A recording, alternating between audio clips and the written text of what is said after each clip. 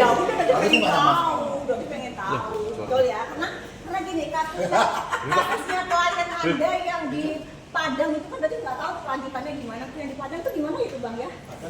Yang perampokan itu yang dia bikin perampokan itu loh, ingat nggak? Itu kasusnya tenggelam tuh bang.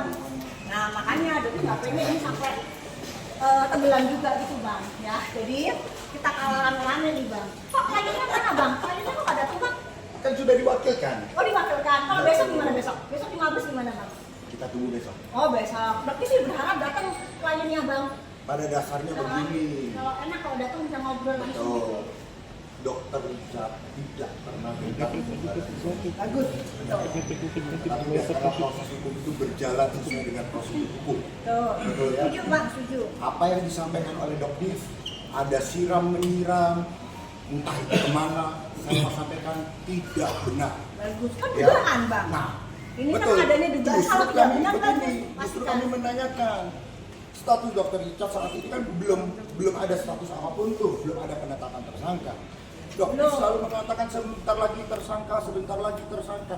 Dugaan saya, boleh dong saya menduga sekarang? Boleh. Jangan-jangan siapa yang menyiram orang belum tersangka kok sudah disampaikan bahwa segera tersangka, tahu dari mana? Kan Nah begitu. betul bang. Klien Artinya Anda- proses betul. hukum biarkanlah berjalan sebagaimana mestinya. Betul. Dan tidak ada seorang pun yang boleh mendahului proses hukum. Selama belum ada penetapan tersangka keluar, tidak bisa dikatakan menduga-duga akan tersangka. Bagi kami proses hukum biarkanlah berjalan dengan sebagaimana mestinya. Kami juga percaya dengan Polda Metro Jaya akan bekerja profesional. Sekali lagi, kami percaya kepada Polda Metro Jaya khususnya Direktur Kriminal Khusus Pak, akan ada saksi. bekerja Betul. secara profesional. Tegak lurus. Masalahnya gini bang, dokter itu belajar dari kata-katanya dokter Richard. Kalau dokter juga akan menjadi TSK di Polres Jakarta Selatan. Nah, artinya begini. Ada apa berarti? Sekarang belajar di dia. Nah, Dia ngomong kita gitu. balik nih kan. Nah, ya kita kan? bisa balik juga ya kan. Hmm. Di satu sisi, ketika Dokter Richard prosesnya naik ke proses penyidikan, ya kan, Doktif menduga jangan-jangan nanti ada siram menyiram. Ini tegak lurus. Tapi ketika Doktif di posisi Polres Selatan yang sudah juga naik penyidikan, tanda kutip ada kecurigaan, betul ya? Terhadap penyidik begitu. Makanya mengajukan gelar khusus, betul atau tidak? Betul. Nah, artinya timpang di sini. Aja lah, Di satu sisi ketika Dokter Richard naik ke Sesuai penyidikan, dengan hukum. dianggap itu sudah sesuai dengan prosedur. Di sisi yang lain ketika Doktif yang naik ke penyidikan, tanda kutip ada prasangka-prasangka di situ. Begitu. Kan saya kan belajar dari klien Nah, Anda. artinya ya, dokter Richard yang bilang sebentar lagi. Kami percaya sebentar seluruh lagi. proses hukum, Nah, baik gitu. itu di Polres Selatan, Dokter baik itu di akan Polda menjadi Metro Jaya. tersangka di Kami yakin Polres Jakarta kepolisian Selatan. Republik Indonesia Kok bisa berjalan tahu, ya? tegak lurus.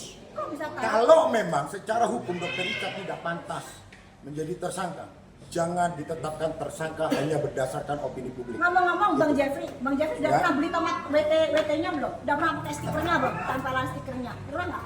Yang mana itu? Yang white tomato kan udah diakuin tempelan stiker sama adiknya Yang Bang. mana? Kan adiknya dari dokter Richard kan jadi saksi, betul nggak? Wah, saya nggak tahu. Iya. Ini yang unik nih. Kok bisa tahu Doktif kalau adiknya Dokter Richard menjadi Kan saksi? dokter juga lapor kan? Mbak tolong di depan aja ya. Oh iya. Ayo lah Bang gentle Bang, ayo langsung hadapin dokter. Oh gitu loh. Dokter kan nggak ngerti soal hukum, gitu loh. Yang dokter tahu, pengetahuan. Jadi mungkin kalau ada salah tolong dikoreksi ya Bang ya. Jadi gini, permintaan prapit itu kan penetapan tersangka misalnya, ya kan. Terus kalau kayak contohnya kayak dokter kan dilaporkan di Medan tersangka nih. Kan dokter bisa tuh melakukan praktik ya Bang ya, tapi dokter melakukan gelar perkara khusus di Mabes. Kan berarti ada dua, boleh milih yang mana ya Bang ya? Dokter milih gelar perkara khusus di Mabes. Gitu. Karena dokter sudah ditetapkan menjadi tersangka di Medan. Oke. Terus yang kedua, praktik karena misalnya ada penyitaan, betul nggak Bang? Ya penyitaan, ya kan dokter nggak tahu nih ada nggak sih yang disita dari kliennya Bang Jeffrey gitu kan. Dah. Terus apalagi ya Bang yang bisa membuat orang itu jadi praktik ini edukasi juga ke teman-teman gitu. Jadi kalau dokter kemarin melakukan gelar perkara khusus di Mabes karena dokter merasa tersinggung, abang merasa agak aneh dengan penetapan tersangkanya dokter lapor. Sampai sekarang kasusnya nggak jelas nih Bang, gitu kan. Nah sekarang kalau abang gimana ini coba? Ada ada nggak yang bisa menjelaskan apa aja sih itu? Rapid itu bisa melaporkan rapid itu apa aja sih Bang? Iya, kalau itu kan bisa dicari lah. Tetapi begini loh, Doktif punya hak untuk mengajukan prapit atau tidak, mengajukan gelar perkara atau tidak. Nah sekarang katakanlah DRL pun mengajukan prapit, itu juga menjadi haknya DRL untuk mengajukan pra-peradilan. Boleh banget. Dan yang menghadapi kan bukan Doktif, jadi ya untuk apa saya menjelaskan begitu? Oke, boleh nggak Betul, apa-apa. kan? Cuman pengen tahu aja boleh. Ya, cuman ya intinya beginilah, segala upaya paksa yang dilakukan oleh penyidik, ya sekali lagi segala kewenangan penyidik pro justisia dengan upaya paksa dapat dimintakan pra-peradilan itu. Ya, tadi yang sudah disampaikan, sah atau tidaknya penghentian penyidikan, rehabilitasi, ganti kerugian, lalu kemudian sah atau tidaknya penetapan tersangka itu merupakan bagian dari pra-peradilan. Tapi kalau ditanya apa materi prapit kami, nanti begitu. Oke. Berarti boleh ya Bang ya, kalau Doktif pengen tahu kan ini kan untuk ya boleh ya Bang ya. Boleh lah. Boleh. Apa yang Thank you tidak Bang. boleh, ya. Kasih ya Bang, besok kita Ya. ketemu lagi Bang. Oke ya guys ya. Jadi Cuman Doktif enggak, dengan tadi Bang saya Jeffrey sekali lagi, nggak ada masalah nih dengan Bang bagaimana bisa tahu Doktif bahwa adiknya Dr. Richard sudah menjadi saksi? Jeffrey. Kan cerita sendiri. Siapa yang cerita? David. Oh begitu, jadi selama ini berkomunikasi dengan baik. Oh, baik, Oke. baik.